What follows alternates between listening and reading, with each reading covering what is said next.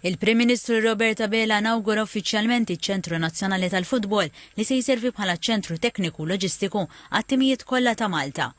Għandu ħsieb li jospita wkoll turnaments internazzjonali taż-żgħażagħ.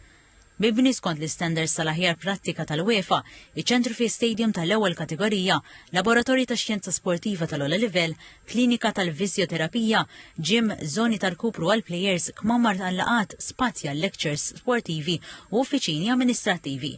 Parti sostanzjali minn dan il-proġett ġie finanzjat mill-Fond Soċjali l-Iżvilupp, l-NDSF u b'self mill-Bank Malti tal-Iżvilupp.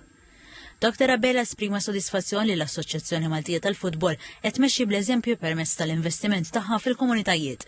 Huwa ddeskriva dan iċ-ċentru bħala vot ta' fiduċja fil-futbol Malti u li dan l-investiment qed jagħti lit-tim nazzjonali l-aqwa appoġġ possibbli filwaqt li jinfetħu opportunitajiet biex aktar Maltin jinvolvu ruhom fl-isport.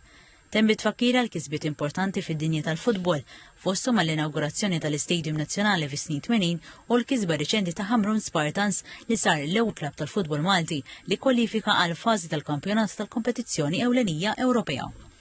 L-inawgurazzjoni saret ukoll bħala parti miċ-ċelebrazzjoni tal-125 anniversarju mit-twaqqif tal-MFA.